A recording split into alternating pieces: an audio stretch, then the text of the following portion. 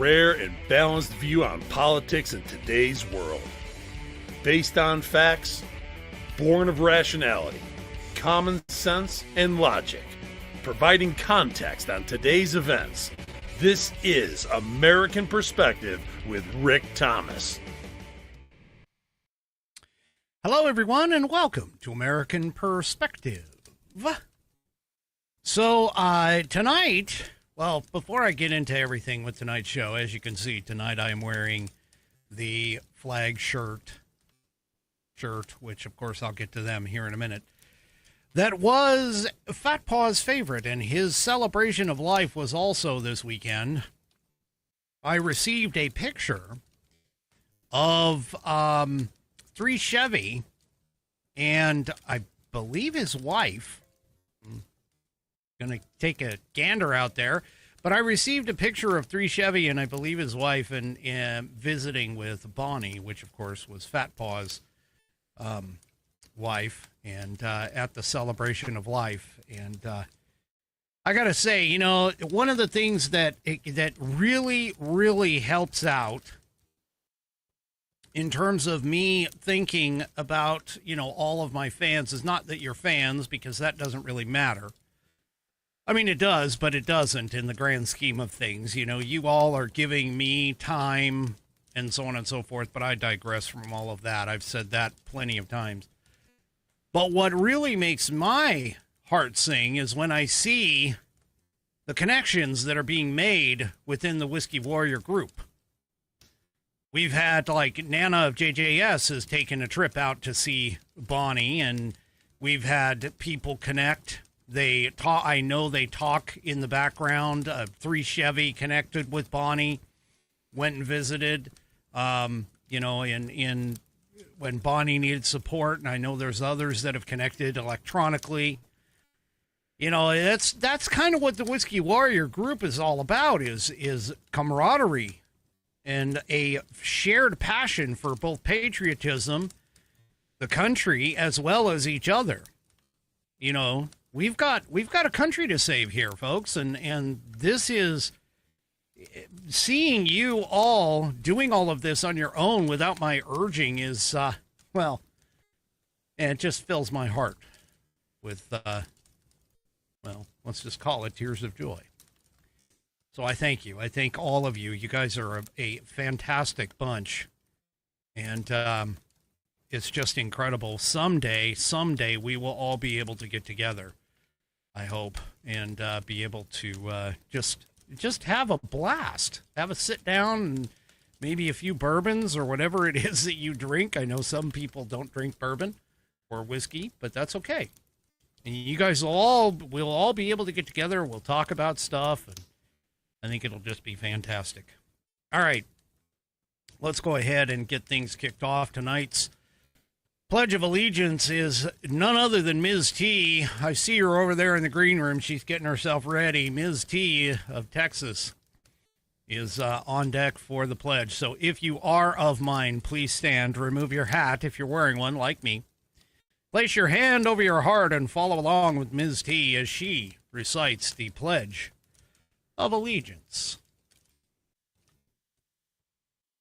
I pledge allegiance to the flag of the United States of America and to the republic for which it stands, one nation, under God, indivisible, with liberty and justice for all. And, of course, I thank you, Ms. T, for that wonderful rendition of the pledge. If you would like to hear your rendition of the pledge played here on the program, all you need to do is record yourself reciting or performing the pledge in your style. Then take that audio file, video file, whatever kind of file, attach it to an email address, and address that email to fans, F-A-N-S, at AmericanPerspective.online. That's fans, F-A-N-S, at AmericanPerspective.online, and I, of course, will get you into the rotation. We've got 21 in the queue right now. I would like to see 26 by the end of 2026. Very doable. I just need 5 more. So if you haven't done it, I would really appreciate it. And by the way, if you do it on your phone, you can use the share option, the S-H-A-R-E, share option, and you'll be able to send it off to fans at AmericanPerspective.online. And I will get you into the rotation as soon as possible. Tonight's headline sponsor is none other than, here we go. You guys are going to take a second to see some very strange stuff go on until I get to... Oh, those technical glitches. Anyway. All right, folks. Tonight's headline sponsor, as I pointed out earlier, I am wearing the Fat Paws version of the FlagShirt.com shirt. This one is the American Liberty Bell and Lincoln, We the People. That was his favorite. He wore it. And you can get yours at theflagshirt.com. All you need to do is head on over to theflagshirt.com. That's all one word. Theflagshirt.com, and take a look at their collection of men's, women's, kids, made in the USA accessories, all decked out in the red, white, and blue. Also, check out their America 250 collection, which is for America's 250th anniversary, which happens this year. I don't know about you, but I know I probably won't be around for the 300th, and I barely remember the 200th. So, that being said, this is my only shot. So I'm definitely going to take advantage of the America 250 collection and pick something up for myself for America's 250th anniversary. And if you order $75 or more of their product, they will provide you with free shipping. That's standard across the board, $75 or more, and they will give you free shipping. But I know not everybody else can go and get $75 or more of their product. Sometimes you just want one shirt or maybe two shirts and an accessory or something like that, but that's okay, because what you can do is you can head on over to flagshirt.americanperspective.online. That's flagshirt.americanperspective.online. And you will be presented with a coupon code. You'll be presented with a coupon code where you can copy and paste that into the promo code box at checkout at theflagshirt.com. That's flagshirt.americanperspective.online to get presented with that coupon code. And you can copy and paste that at the promo code box at checkout at theflagshirt.com and get $5 off your order on American Perspective. That's flagshirt.americanperspective.online. Copy and paste that coupon code into the promo code box at checkout at theflagshirt.com and get $5 off your order on us. Go to theflagshirt.com and get yourself patriotized. All righty, folks. Well, a couple of quick things before we get into our headline,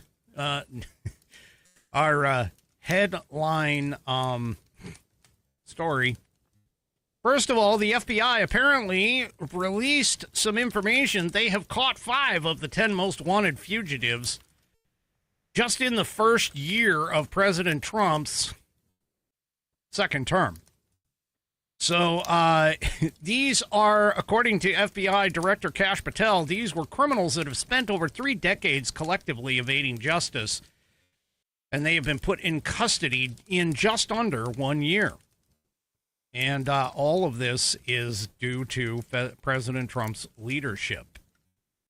So, and by the way, on Saturday, one of the FBI's most wanted fugitives was being prepared for extradition to face murder charges in North Carolina. So, there you go. During a congressional hearing in September, Patel had said the Biden administration's FBI caught 4 of the top 10 most wanted terrorists during the entirety of President Biden's 4-year term. And now the FBI has caught 4 of the most top 10 wanted fugitives in the world in just 7 months. So, yeah, they picked up 4 in a year. That's more than, and they've got more coming, but that's as many. 4 is as many as the predecessor nabbed in the entirety of the Biden administration. So that kind of shows you how we're getting law and order taken care of here under the under the Trump administration and not under the Biden administration. All right. Well, for those of you who are excited and wanting Jasmine Crockett to be the next senator of Texas, I got some bad news for you. At least for now. Obviously, things will change, but as we're getting closer and closer to the actual election, and in this case, this is the primary, by the way. Crockett is fighting for a Texas Senate seat, and when she first jumped into the race, man, she had a commanding lead. In fact, the polling from Texas Southern University originally had her up and beating Tallarico by 8 percentage points, 51% to 43%, with 6% undecided. Well, now she actually is behind, because according to a new poll that's out, James Tallarico is at 47% and Jasmine Crockett is at 38%, with still 15% showing that they're undecided. Yeah.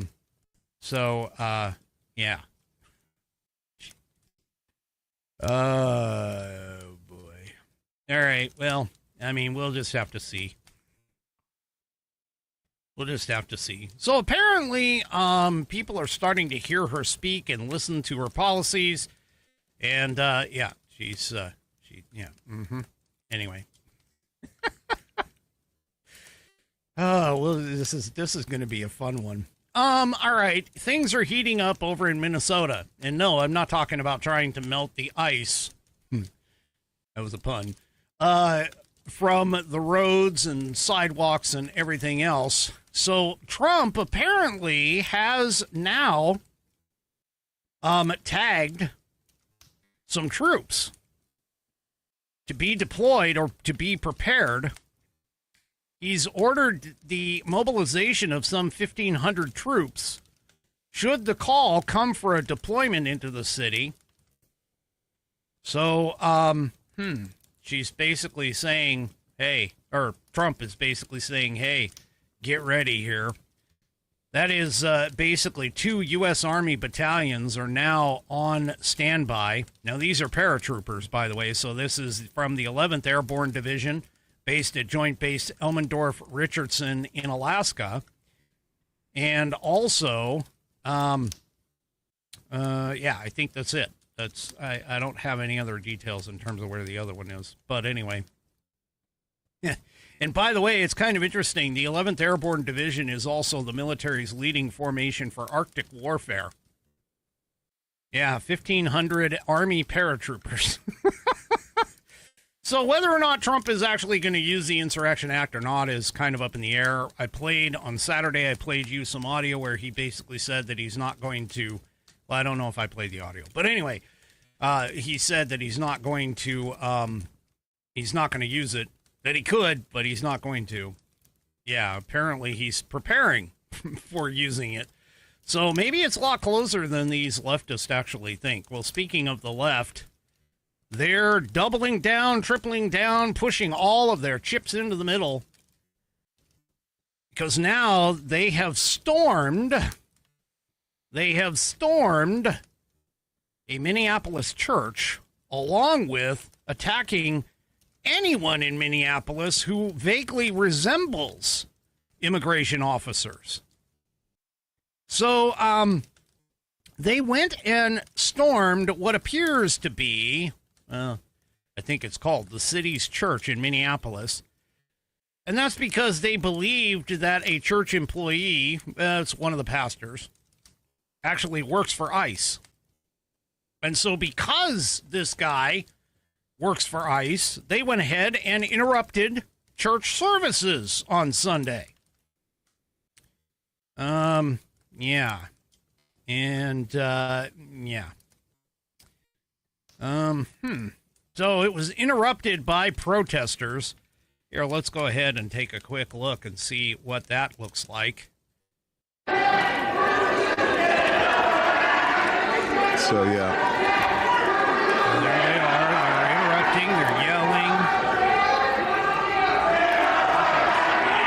honestly think this footage is Guys standing up now saying, yeah, "Get you out."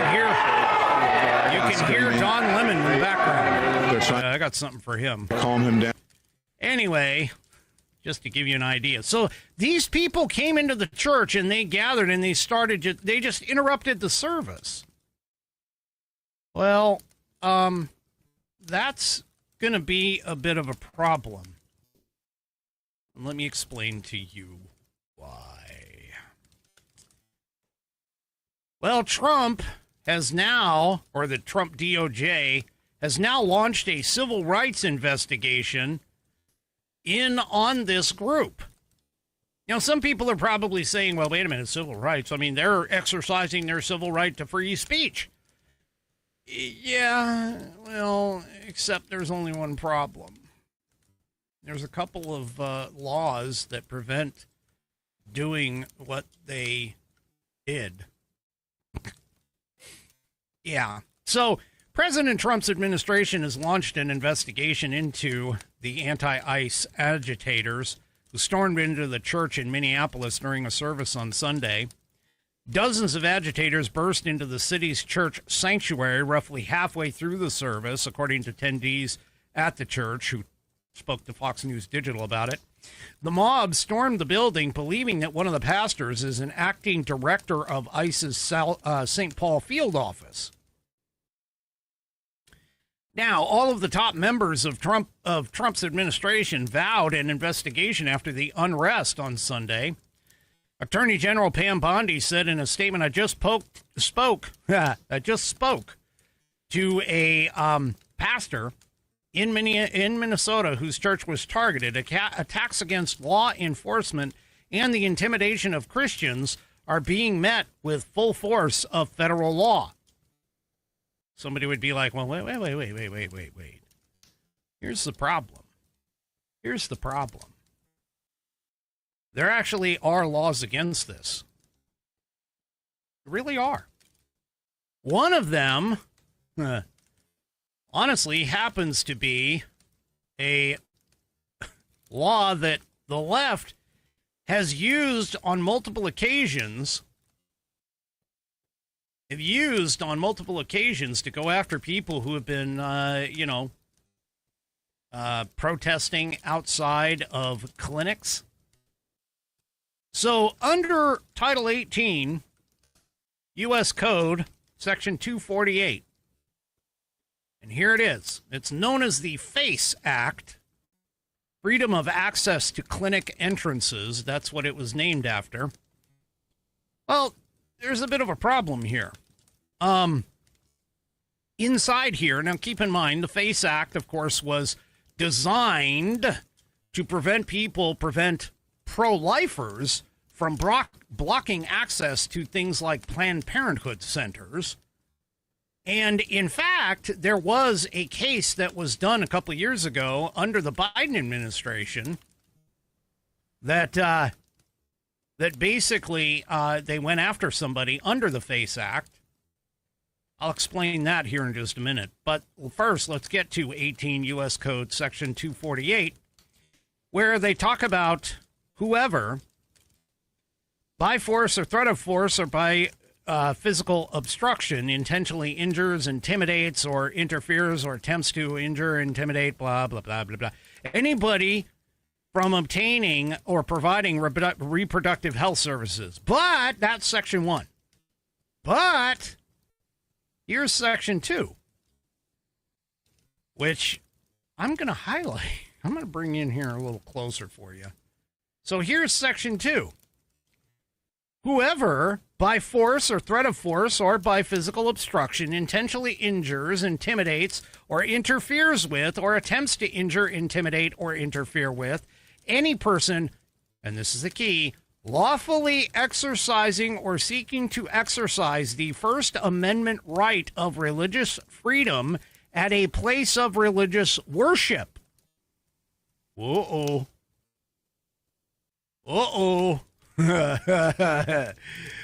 See, this is why I call them complete other stupid morons, because they don't bother to read the law or understand the law. So now, this is a violation because they And now whether or not the government is actually going to do anything about this, I don't know. But they, okay, interfered with the exercise of religious freedom at a place of religious worship. That's all you need to know. That's what got boiled down here. Okay? Those people in that church were lawfully exercising their right to worship at a place of religious worship. And these people went in and interfered with that.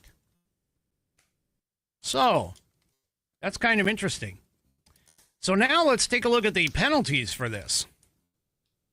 So here it says whoever violates the first section shall, in the case of the first offense, be fined in accordance with this title or imprisoned not more than 1 year or both. And then in the case of the second or subsequent offense after a prior conviction under this section, be fined in accordance with this title or imprisoned not more than 3 years or both. So, yeah, they are subject to potentially going to jail for up to a year under this. But this isn't the only one. This isn't the only statute, by the way, because there's also another statute. Oh, and this one actually is has ties to the Democrat Party. Yeah, you know, the Democrat Party, they are the ones that, like, embraced the Ku Klux Klan. Well, this next act is actually named colloquially as the Ku Klux Klan Act.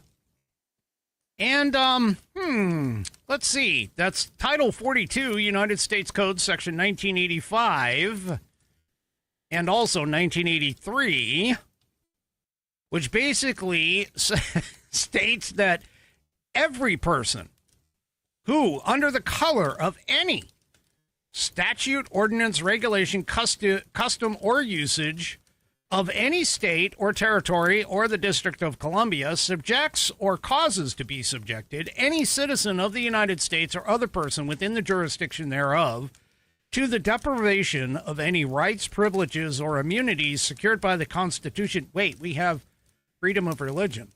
That's a right secured by the Constitution. So that means that those people who are in church, they can sue civilly these people, okay? They can sue these people for their stuff, for what they did. That's interesting. And under Section 1985, if they can prove that there was a conspiracy, meaning that these people, which, by the way, I just want to let you know, these people didn't just, I don't think they just popped up out of nowhere. Because, again, they were searching and looking for a specific individual, which indicates premeditation, which indicates a conspiracy, because now somebody found out about this individual and they contacted other people, which falls under the legal definition of conspiracy, because then they all planned to show up and interrupt this place of worship. Uh-oh. This could be a problem. Because right here, under 42 USC 1985, if two or more persons in any state or territory conspire to prevent by force, intimidation, or threat any person from accepting or holding any office, trust, or place of confidence, discharging any duties, or induce by any means of the United States State District, this is all dealing with officers, but I'm sorry, I read the wrong one, because here it is. It's under Section 3. If two or more persons of any state or territory conspire or go in disguise on the highway or on the premises of another for the purpose of depriving, either directly or indirectly, any person or class of persons the equal protection of the laws or equal privileges and immunities under the laws, or for the purpose of preventing or hindering the constituted authorities from giving. It just goes on and on and on and on and on. But the fact of the matter is that because they interfered with a religious, a constitutionally religious right, yeah, that could be a problem. That's going to be a problem. And they did it under a conspiracy because, of course, it takes 2 or more people to become a conspiracy. But there you go. Well, and what kind of leans us even more toward the fact that this was a conspiracy is because of the fact that there were several people there. Now, these people are stupid. I'm just going to tell you, these people are downright stupid. Because what did the anti-ICE protest leader who organized this whole thing, I think it's a she, but what did she do? Oh, well, let me show you. She went ahead and freaking named all of her co-conspirators in an X post and pinned it to her profile. Oh my gosh.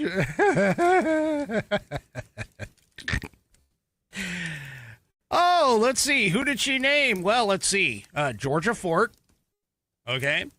Don Lemon. Yeah, there you go. Da Woke Farmer 2, Brixton Hughes, Monique Coolers Doughty, Chantil Allen, Satara Strong Allen. They co-organized the mission from Black Lives Matter Minnesota and Black Lives Matter Twin Cities Metro, along with Racial Justice Network. Oh, hey, thank you. You know what? We got to thank these idiots. We really do, because they're so stupid they went ahead and listed all of their co-conspirators for the Department of Justice. So now the Department of Justice knows exactly who to target. Knows exactly who to target. Yeah. And that's why we call them dopes. Well, I call them complete, utter, stupid morons, but, yeah. Now, obviously, one of those is listed as Don Lemon, which, of course, that's where the title for this program comes from. Don Lemon decided to make an appearance. Now, I just got to ask you this. Okay? I just got to ask you this. Seriously. Do you honestly believe that Don Lemon had zero idea about this and was able to just, show up at this event? No. That means he was not only tipped off about it, but it was pre-planned. It is also pre-planned. Now, here's some video of Don Lemon. I call him Don Lemming. But here's some video of Don Lemon talking to one of the pastors regarding the First Amendment. Take a listen. What do you think of this? I mean, this is unacceptable. It's shameful. It's shameful to interrupt a public gathering of Christians in worship. But there were folks who will say, I have to take care of my flock. okay, but listen, we live there's a constitution in the First Amendment to freedom of speech and freedom to assemble and protest. Yeah. We're here to worship. We're here to worship Jesus because that's the hope of these cities. That's the hope of the world is Jesus Christ. I want to be very respectful. Please don't push me, though. We're here to worship Jesus. Yes. That's why we're here. Yes. Okay, that's why we're here. That's what we're about. Don't you think Jesus would be understanding we're about and love these folks? We're about spreading the love of Jesus. But did you try to talk to them as a Christian? No one is willing to talk. Okay. I have to take care of my church and my family, so I asked that you actually would also leave this building. You don't want us to chronicle what happened? Unless you're here to worship. I'm always worship. I'm a Christian. We're here to worship. Yeah. We're here to worship. Okay. Thank you very much. I appreciate it. Yeah. Okay. There he is. The Lemming himself. Don Lemming. He's... what a moron. Oh, my gosh. Now, he's sitting there, of course, lecturing the pastor about the First Amendment. I also see him to recall that there is a First Amendment right to, freedom of religion. Oh, and by the way, I just want to point something out. And this is something that a lot of leftists do not seem to understand. Don Lemon is trying to tell people that they have a right to be there to protest. Here's the problem. Problem is, that applies to the government. That applies specifically to the federal government. That does not apply to private citizens walking onto private property and protesting. They need to be on public property. See, this is church property. And church property means that the church can ask them to leave at any point in time, which you heard the pastor say to Don Lemon. Hey, I would like you to leave. And Don, of course, responded back, well, don't push me. Don't push me. Well, guess what? You are now violating trespassing laws. So, Don, I'm going to give you an education in the First Amendment. Yes, you have a right to protest. Yes, you have a right to peaceably assemble. But you do not have that same right to peaceably assemble on somebody else's property, because they also have a right to be secure in their persons and their things and their places. See, this is when the leftists think that, hey, we're going to use the Constitution to be able to hit it over the head of all these conservatives, except there's only one problem. They violated the law. And I've already pointed out to you two laws, that they are likely in violation of. So sitting here and trying to say that, we have a right to be here. No, you don't. You don't have the right to be there. Just like if for an example, if a Christian group went into a mosque and started protesting the mosque, that would be a problem. That they would be asked to leave. They would be asked to, do all kinds of stuff. In fact, I'd be surprised if violence didn't break out. Now, this is seriously a problem.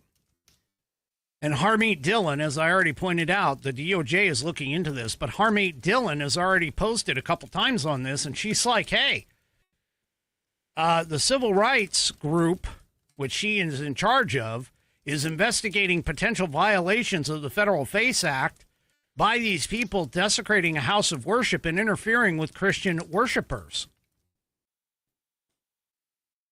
So there you go. And, yeah. These people are completely dumb. Now, I mentioned to you about the FACE Act. The FACE Act was actually used not too long ago by the FBI. They raided a home, you'll recall, back in March of 2021, that they raided the home of a pro-life activist who had connections with a protest that took place at that time. And other participants of the event were told to turn themselves into the local authorities or face charges. Now, this was a group of individuals committed to saving the lives of preborn children visiting the Carafem abortion facility in Mount Juliet, Tennessee. And they apparently visited one of the activists' homes, and other individuals who were participated or merely present at the facility that day were ordered to report to the local authorities to be charged under the Federal FACE Act. Now, I just read to you the second section of that FACE Act, which applies in this particular case. The guy that went, his name is Chet Gallagher. He happened to be out of town when the raid occurred. And the FBI started questioning his neighbors in an effort to locate him. Now, yeah, this is, and by the way, too, the DOJ, well, after they charged Gallagher with the FACE Act, which by itself could have resulted in a year of jail, the DOJ also threw in conspiracy charges. Oh, now, wait a minute. What is, you know, I see a similarity here. I think I do. Oh, yeah. So, God. Oh, these people, I'm telling you, they are dopes. And Don Lemming is also a part of this and also could be. So, yeah. Anyway. What an idiot. These people are so damn dumb. I mean, seriously. So, yeah. And just to be clear, the KKK Act, which is the other one, makes it a crime to conspire to suppress a person's civil rights and can be punished up to more than a decade in prison for all of that. So, yeah. Now, keep in mind that the Department of Justice is still gathering facts and getting its ducks in a row before filing charges, but I've heard through the grapevine that charges will be filed.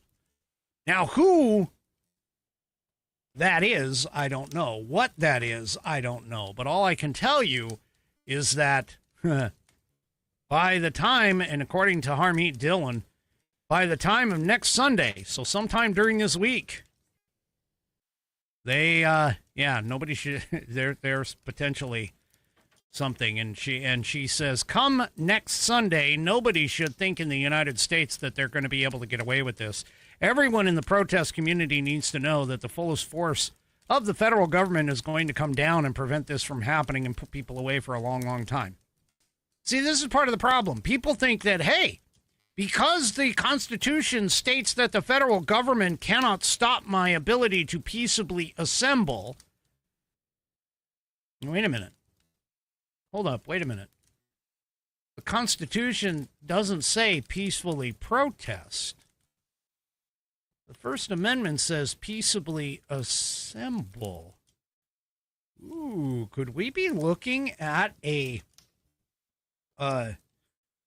possibility of, you know what? I'm going to run on over to the 1828 online dictionary, because I want to take a look at this. I want to see. So this is 1828's online dictionary. Now, let me just take a look at the term assemble. Assemble. Let's see what this thing says. Oh, well, here it is. To collect a number of individuals or particulars into one place or body, or bring or call together, to convene, to congregate. So that allows you to peaceably congregate. Let's try protest. Let's see what they say about that.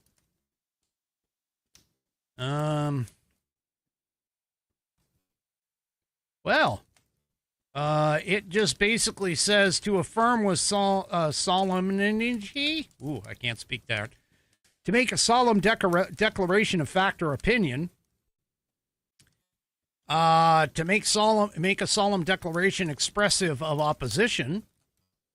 Okay. To make a formal declaration in writing. Well, none of that has to deal with assembly. This is interesting. And protesting, they have, means to prove, show, or give evidence of. Yeah. There's nothing in the term protest back in 1828 that has to deal with gathering people together. This is kind of interesting. So, not that I'm necessarily looking for anybody to like dig into that and try to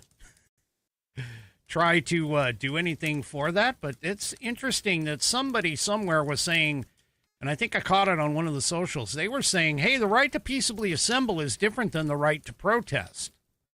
I mean, you are allowed to petition your government for a redress of grievances, which I guess could be considered protest in a way, but that doesn't apply to necessarily peaceably assemble. Those are two separate items.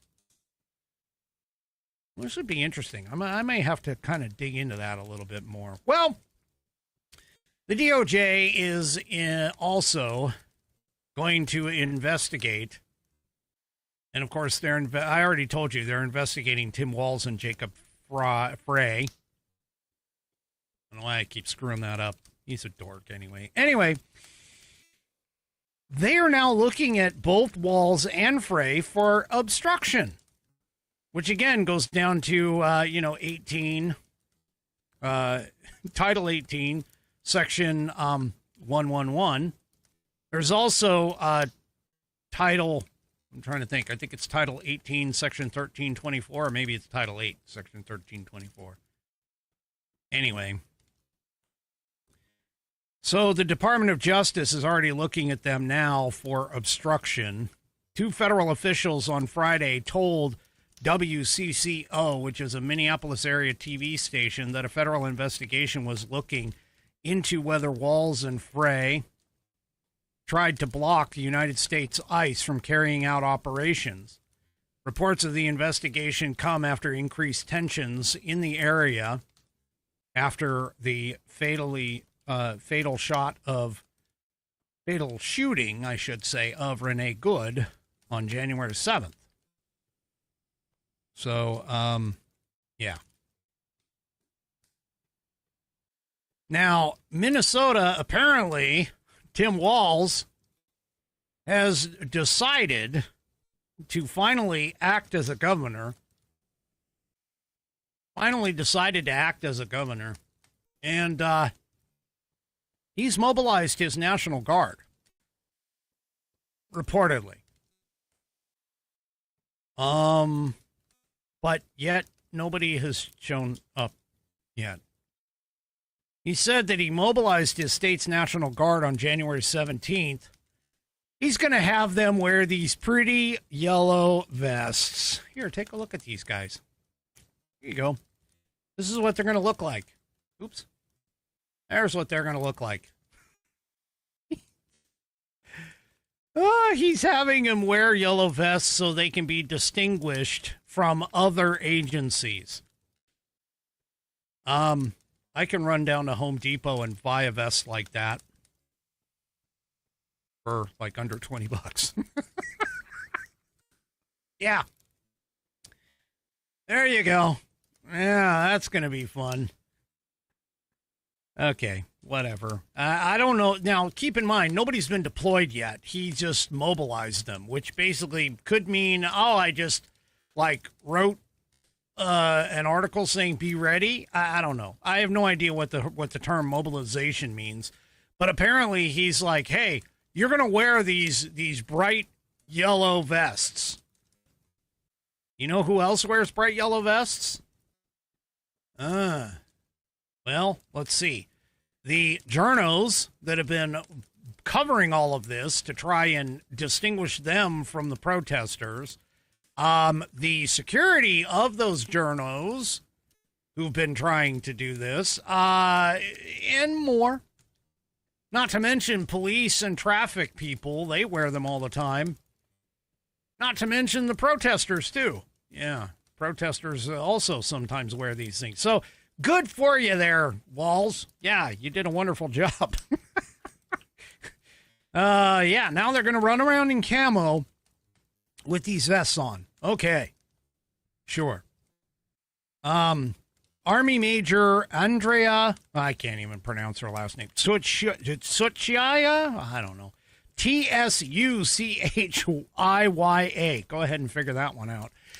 Anyway, she's the state public affairs officer for the Minnesota National Guard, confirmed to the Epoch Times on an email on January 18th that these soldiers are staged and the vehicles and personnel are ready to respond at locations across the metro. Okay. Now, she would not confirm how many service members were activated because of, quote, safety concerns. Activated members will not be filling the city streets just yet. Minnesota's Department of Public Safety wrote on an X post on January 17th, they are not deployed to city streets at this time, but are ready to help support public safety, including protection of life, preservation of property, and supporting the rights of all who assemble peacefully. Yeah. Now, this response, by the way, has basically because of the fact that the Pentagon ordered 1,500 active duty soldiers up in Alaska to prepare for possible deployment to Minnesota, according to Reuters. So, yeah. Anyway, I think it'd be funny for President Trump to actually activate these guys in Title 10 capacity rather than their local capacity. I think that would be funny. Yeah.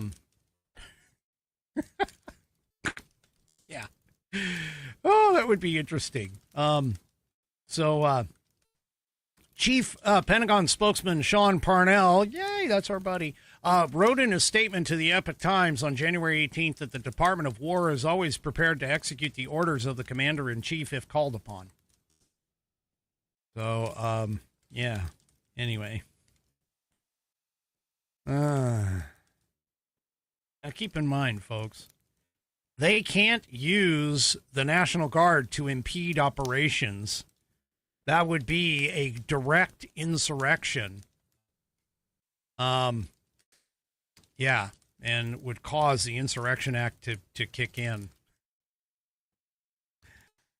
Oh, these people. Oh, and by the way, it's kind of odd to see CNN, especially anybody on CNN, but it's kind of odd to see them actually speak the truth for once.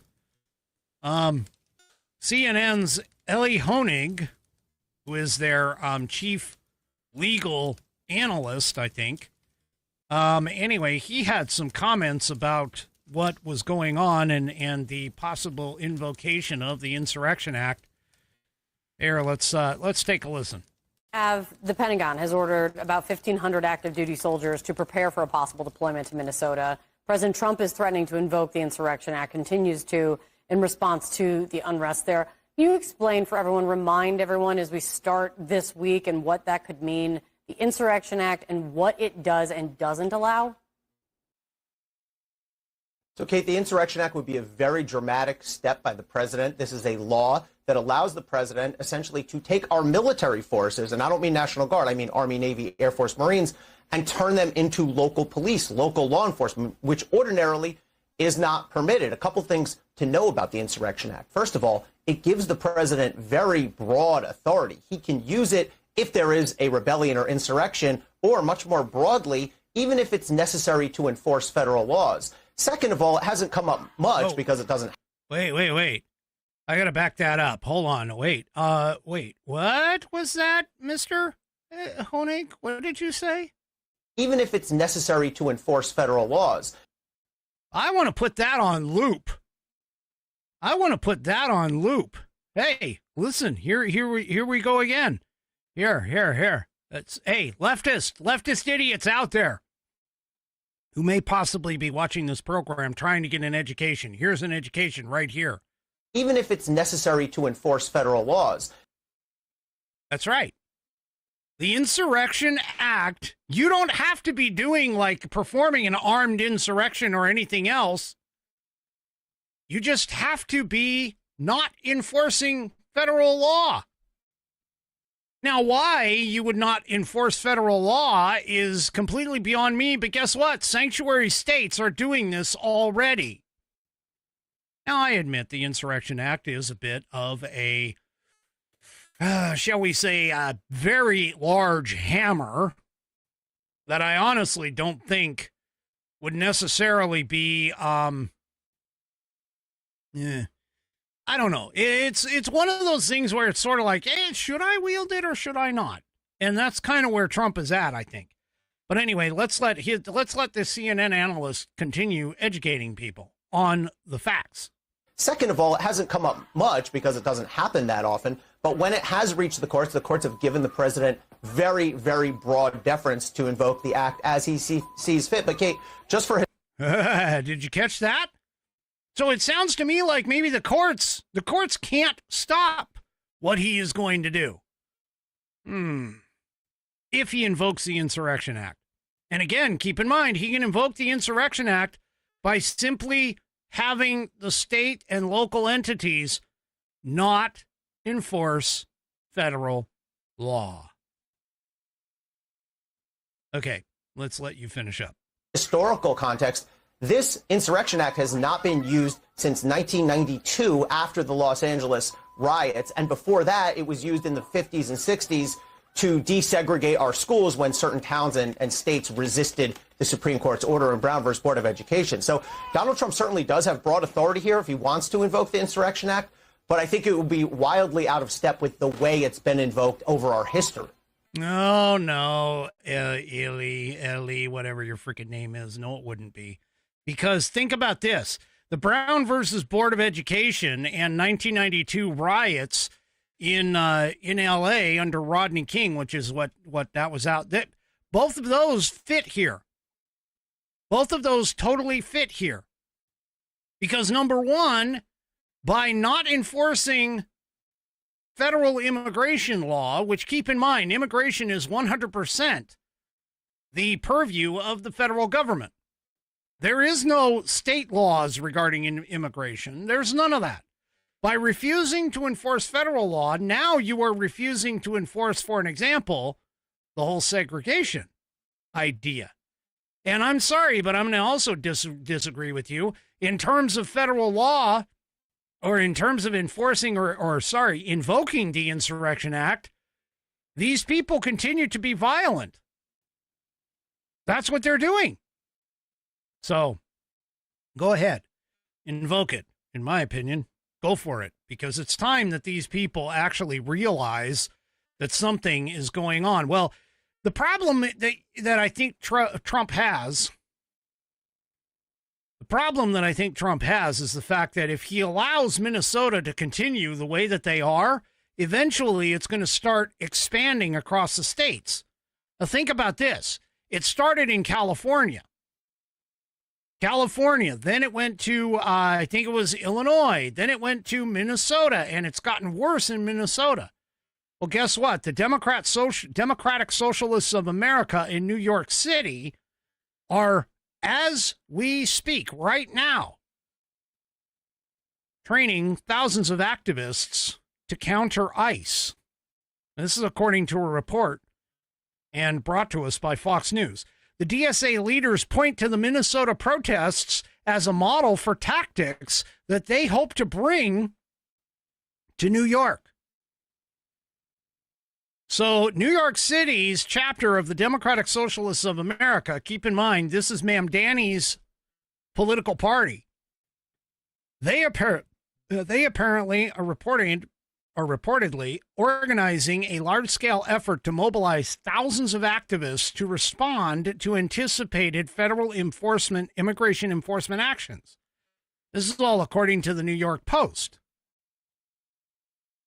So the Post said that the DSA leaders outlined plans at a recent meeting to train roughly 4,000 volunteers, both members and non-members, to participate in what they describe as rapid response actions aimed at monitoring and, in some cases, disrupting immigration, meaning ICE, operations across the city. Now, remember, you can't interrupt or disrupt ICE operations. That's known as obstruction. That's known as a violation of 18 U.S.C. Section 111. You cannot do that. And here they are specifically training. So guess what? That classifies as insurrection. There it is. They are refusing to follow law. So, yeah. This isn't going to go away. And Trump, honestly, has been, I personally think he's kind of doing kid glove stuff here. And unfortunately, I think we need a Ronnie Reagan kind of attitude like he had at Berkeley, which was basically what negotiation needs to happen here. You know, you people, meaning, and he was pointing at the time, he was pointing to the professors. He's like, you people are here. You people are here who have told these young people that they have the right to pick and choose what laws they are to follow and what not. And that's exactly what is happening here in both Minnesota, meaning Minneapolis in particular, but Minnesota, New York, California, Oregon, Washington. Any of these places that are refusing to perform their legally bound duty to enforce the law. You don't have to like the law, but you need to enforce it because that's your oath. That's what you're supposed to do. And yet here they are, and the federal government is basically just kind of sitting back at the moment. I'm telling you, this is just like the schoolyard bully. You knock that schoolyard bully down, and the rest of them all think twice about messing with you. It's called the power of deterrence. And this is going to keep going. It's going to keep going until something happens. And the left is spurring all of this on. Legally, in the law, and on the moral grounds, the proper grounds, this is correct. The Insurrection Act needs to be invoked, and he needs to do something. This is crazy. To just sit here and let these people do this stuff is nuts. It's absolutely nuts. So, yeah. I mean, these people are starting to interfere with the rest of everybody's lives. And this may not go very well. I mean, let's face it. The American people are not happy with immigration. That's why Trump was voted in. But they're also not happy on seeing on their screens all these protests and these people getting, we don't like ugly images on our TV screens. And unfortunately, the left may take a hit on this for the midterms. If it can be demonstrated that this is, which it is, demonstrated that this is all leftist bullcrap, yeah, that might impact the midterms. That might impact the midterms. And I actually think that Trump might be thinking that, hey, if I invoke the Insurrection Act, that could hurt the Republicans. But I'm telling you, there's one thing that the American people, for the most part, the majority of the American people enjoy, and that's known as law and order. We like it when our lives are calm. And the only way that's going to happen is if we enforce federal law. That's my take on the entire process.